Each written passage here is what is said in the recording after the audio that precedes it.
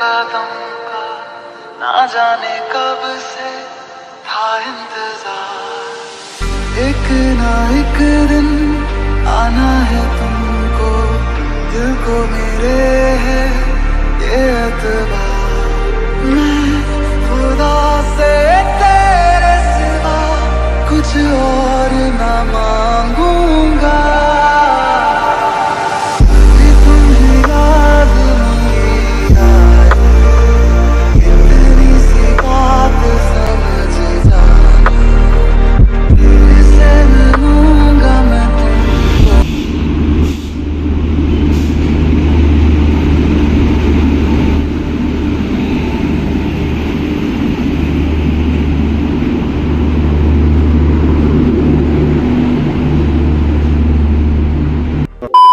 Hello বন্ধুরা, কেমন আছো তোমরা সবাই? আমার নতুন একটা ভিডিওতে তোমাদের সবাইকে জানাই অনেক অনেক স্বাগত।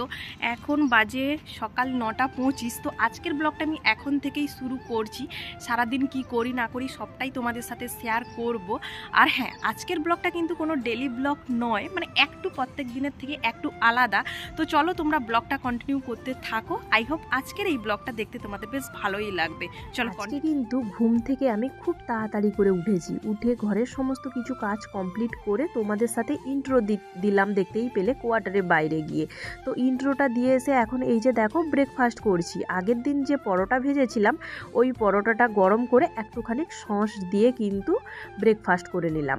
তো তারপরে এই যে দেখো এই ভিডিওটা তোমাদের দাদাভাই করে আমাকে পাঠিয়েছে।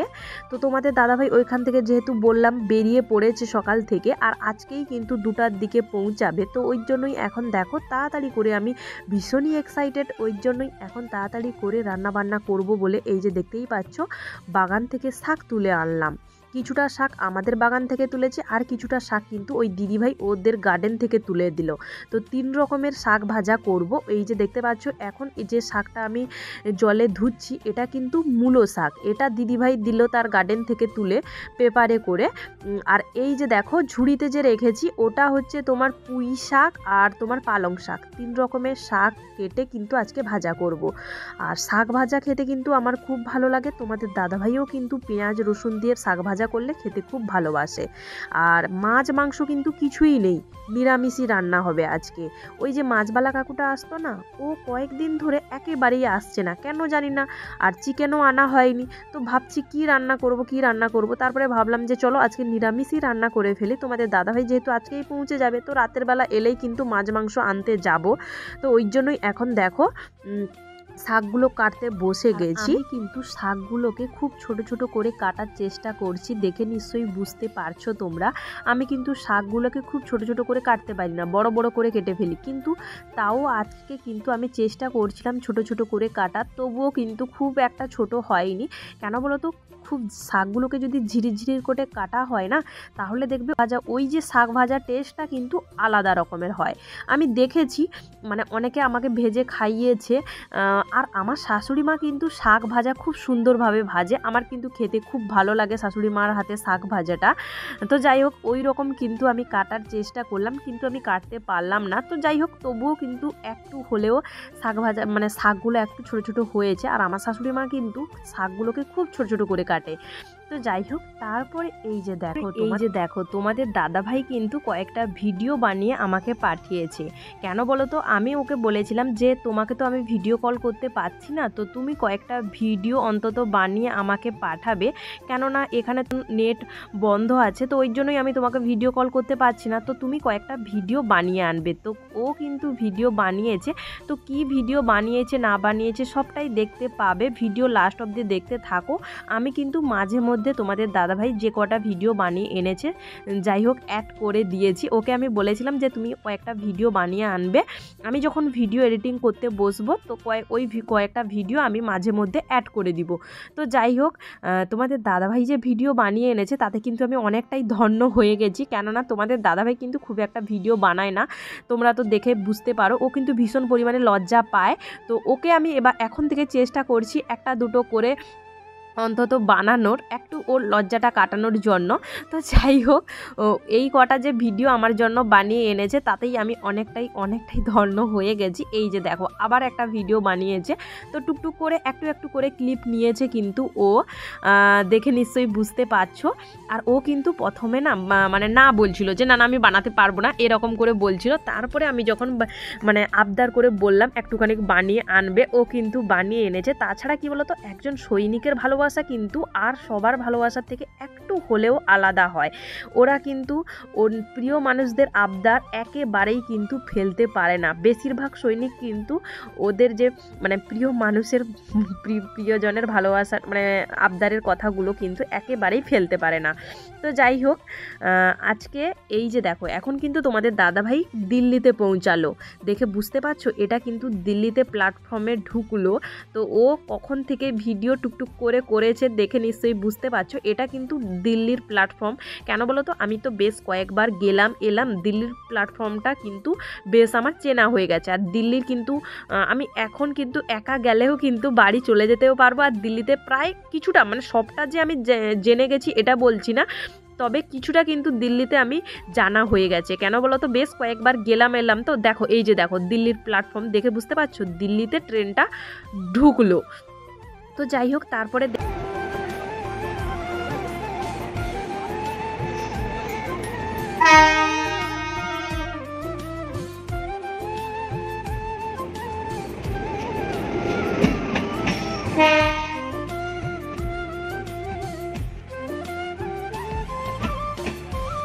তো তোমাদের দাদাভাই ওইদিকে দিল্লিতে নেমে এই দিকে ট্রেনটা আবার ধরে বসে গেছে। তো ও আমাকে ফোন করে বলে দিয়েছিল যে কটার সময় আমাকে কোয়ার্টার থেকে বেরাতে হবে। তো সেই অনুযায়ী আমি এখন এই যে দেখো বেরিয়ে টোটোতে বসে যাচ্ছি। আর টোটোওয়ালা কাকুকে তো তোমাদের দাদাভাই ফোন করে দিয়েছিল, আর আমাকেও নাম্বারটা দিয়ে দিয়েছিল, যাতে তোমাদের দাদাভাই যেহেতু ট্রেনে আছে তো নেটওয়ার্কের তো ভীষণ সমস্যা হয়, কথা শোনা যায় না।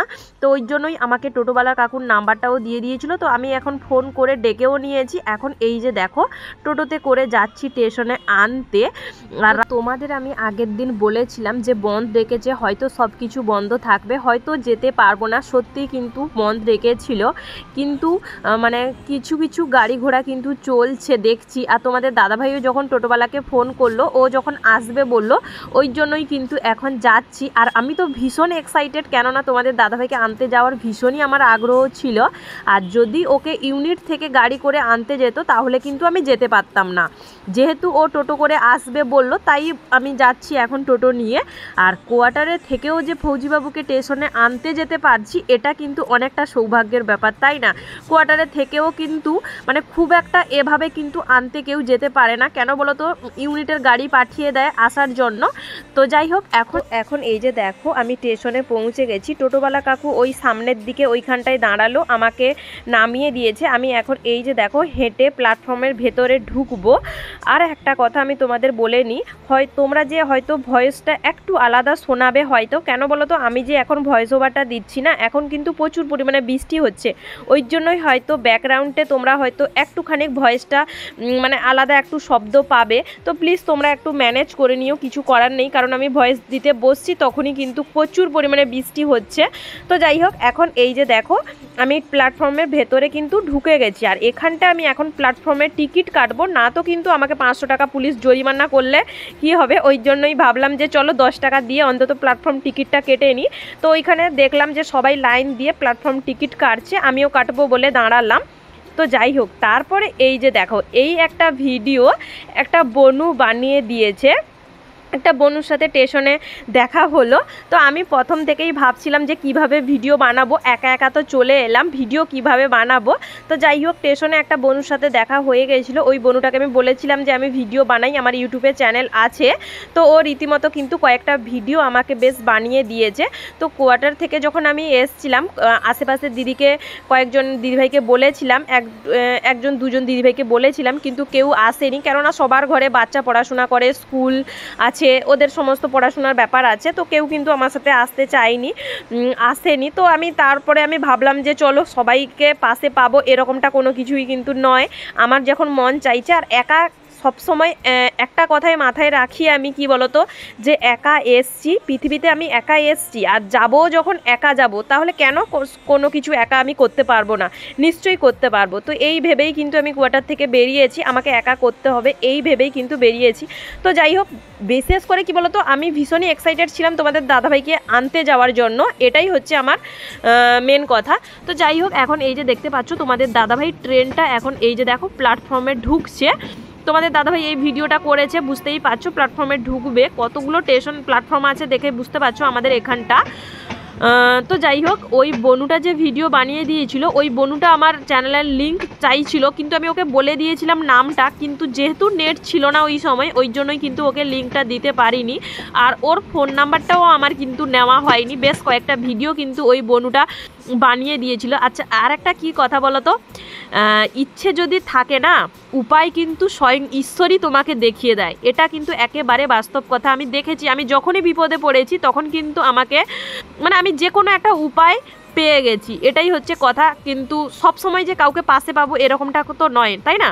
তো যাই হোক, এখন তোমাদের দাদাভাই ট্রেনটা দেখো প্ল্যাটফর্মে ঢুকছে আর আমি এখানে দাঁড়িয়ে আছি। তারপরে ওই বনুটাকে আমি ফোন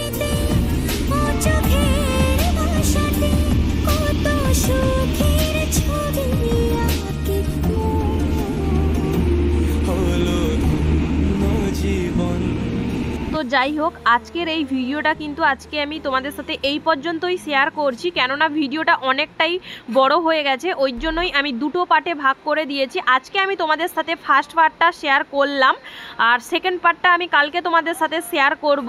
আর এইটুকু বলবো, সেকেন্ড পার্টটা কিন্তু খুবই ইন্টারেস্টিং হতে চলেছে, প্লিজ সবাই সেকেন্ড পার্টটা দেখো কিন্তু। তো যাই হোক, এখন দেখো তোমাদের দাদাভাই ট্রেনটা কিন্তু এই যে প্ল্যাটফর্মে চলে এসছে, আর আমি ওয়েট করছি, এদিক ওদিক দেখছি যে কোন দিক থেকে বেরাবে তোমাদের দাদাভাই। তো চলো, ভিডিওটা কেমন লাগলো কমেন্ট করে জানাতে ভুলবে না কিন্তু। টাটা।